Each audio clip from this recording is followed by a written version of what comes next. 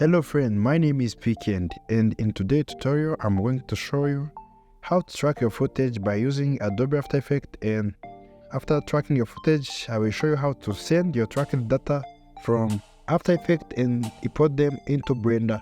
After that, I will show you how to add any 3D model into your footage. This technique can work in any kind of footage. So without further ado, let's start.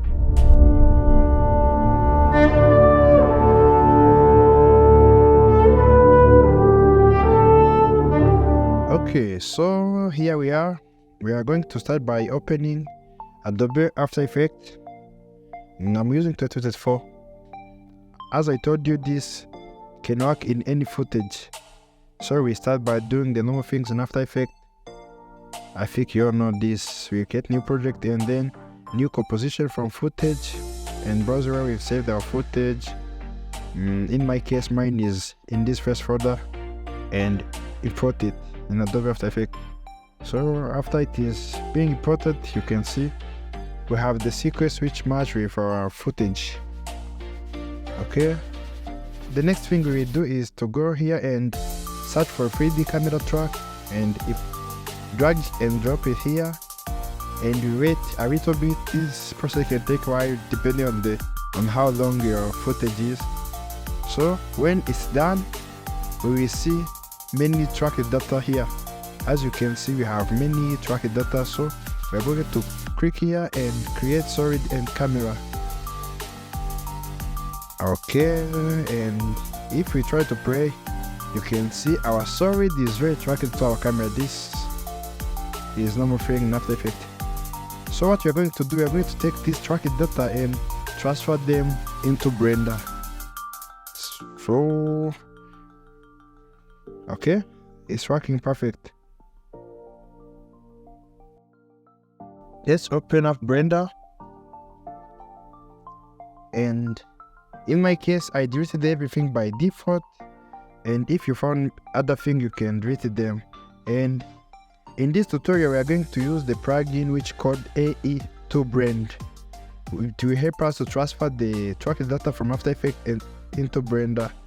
I think I will leave the link in the description, so if you want, you can go and download it and install it. It's really good plugin. For me, I installed it already, and I will drag this a little bit to see it properly, and I will come to this camera and transform and copy these two by pressing Ctrl C, and come here to Blender and create camera. Okay, as you can see, the tracked camera from After Effects is directly come here into our Blender scene. And if you can see, it created many keyframes. And make sure that your keyframes start at first frame. After Effects keyframes start from 0, while Blender start from 1, and you need to drag those keyframes and move them a little bit so it can match with your footage. Okay, and make sure your frames match. Here in my case is 360, so we need to put them there. And if I try to come back and to play this, and we also need the background footage into our camera so we can see what we are working on. Okay, after that we select our camera and come here and check this background image. After that we come also and check movie clip because we have video. Okay, and open browser where we've saved our video. Mine is on desktop on fast folder, and check it. Okay, boom. As you can see, now we have the moving video in our Blender. So after that we will come and increase opacity all the way to 1. So the next thing we are going to do is to import our tracked solid. To do that, we come and select this solid and open transform again. Instead of selecting 2, we're selecting those 4 and Ctrl C to copy. And come back to Blender and move down here and create plane. Okay, now as you can see, we have our plane inside Blender, but You can, if you see properly, you can see it is not arranged as we have it into After Effects. You can see in After Effects is in the middle, while in Blender it is somehow not arranged. The reason for that is the focal length, which are not matching. The focal length of our camera is different to the focal length we have in the Blender camera. So to correct that, you will need to come back to After Effects and select the camera and check this focal length. You can do that by double click and check this focal length and copy it and paste it into Blender. You will do that by coming back to camera and go there to focal length and paste the one we copy from After Effects. Now you can see it is perfectly arranged. So our two parts are done. Now we have tracked our footage from After Effects and send it to Blender. So the next thing we are going to do is to import the 3D model, to put some 3D model there. We'll do that by using the add-on which is called Blender Kit. It is free. You can download it if you want. I will leave also a link in the description. And I will come on it and search for tower and see this one. This one is totally free.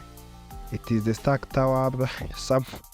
It is from somewhere in Avengers, and boom, I import it. And the next thing I'm going to do is to arrange it so it can match with our footage. I will decrease the size, put it there. Yeah, I will speed this a little bit and rotate it to match with our ground. Now you can see it somehow match. Okay, yeah, this is fine. And now you can see it is where following our movie camera. You can also see it. Okay, now our model is fine and it's good to go. Okay, the following part is to write our scene, and we do that by using the thing which we call HDRI. HDRI means high dynamic range image. So to import the HDRI in our footage, we do that by coming here to Word and go choose color and search for environment texture and open browse where we have saved your HDRI. You can find HDRI. There are too many online. Okay, so for me, I'm going to use, I think it is this rural wind. There's no sunflower. This sunflower. Okay, so if we put it, as you can see, if we switch, for me, I'm using the one which you called cycle. The render engine I'm using is cycle. Okay, as now you can see, it is matching somehow properly. And the next thing I'm going to do is to select this plane and come here and search for viewport display, no visibility, and look for shadow catcher and check it.